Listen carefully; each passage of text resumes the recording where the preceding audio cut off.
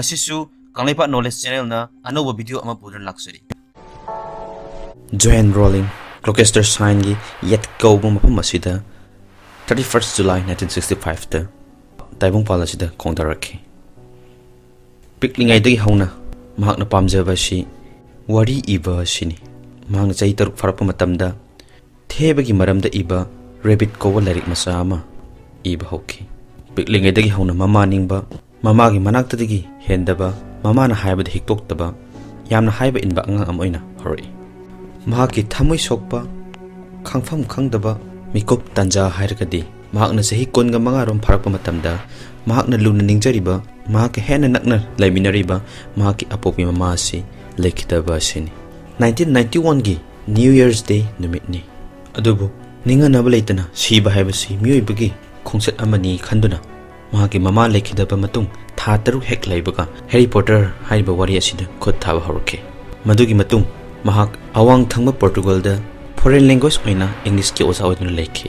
Madugi matung lamlan ba maga mari lena ba horke lohongki amasung nungsi jarabi masanapi Jessica taibang khongtaraki adu balaibak thibadi mahaki yumbal punsi adu mapung phaba yumbal punsi ma oikide lohonga matung tha taram do hek subaga mahaki mapurabaga divorce tawki.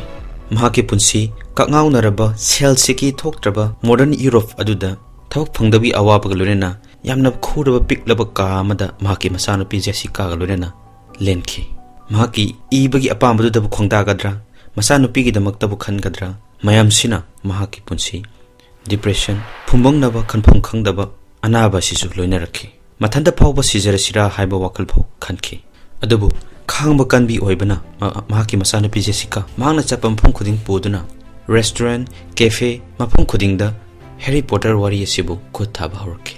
Mahakna mahaki punsibu saitharabada modern London aduda thabak phangdrabi mawa mapuroiba kainarabi thabak phangdrabi single parent oirabi mayum leitrabi lairabadagi lairabani haina masana masabu saithazaki.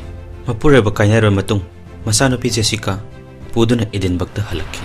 Madugi matung Harry Potter hariba wari asigi chapter ahum khut thaba horke. Mahakna mahaki ijariba wari sing adu namthoknanaba computer ama fawo leiba ngamkhide.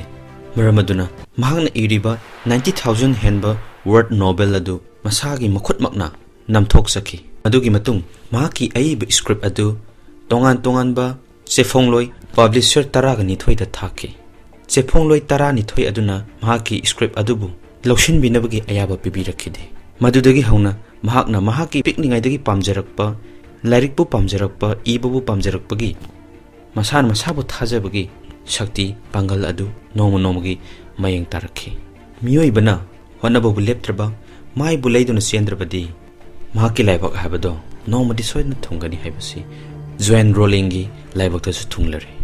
Iroi loibada London da leiba yamna pikpa small publisher Blumsbury gi CEO gi masanupi sahi nipang khakta ngairibi aduna Joanne Rowling gi aiba Harry Potter wari asibu pamna khoidana pabadu urupudagi Blumsbury gi CEO aduna script adu ayawa pibirki accept torki. Madudagi mahaki script adu malem sin matungna 450 million copies yon bangamki. Masing thingam drba mana kaya fangki donena mahaki script adu bu pambadagi producer kayana films movies singda pushin ba horki pamna rakhi. Maduna mahaki punsi adu achaw mayon ama bibiki. Madugi matung English ani tarama thoida Forbes haibadi malem gi senjau paiba singi list khetpam oiriba sida mahaki mamalasi 1 billion ni hana lautoki. Adura ngasi phawbada prithvi gi author singi marakta khwaidagi shel paiba khwaidagi sen tanba author ama oiri. Ngasidi mapureba kainarabi thabak fangdrabi single parent oirabi Joanne Rowling J.K. Rowling ngasidi best selling author oire. Hariba singasi aing amakakta oikhiba natte. Rejection kaya thingnarakpa Maipakpagi di khanduna lepalitana hotnarakpa kanagumba amatana mahakpu khangbidringaida mahaki hotnajaman hard work haiba sing asinani nangi manglan nangi pandam sing adu Maithiba failure habasina lefandana hotnagadabani maduna hanba leirosi.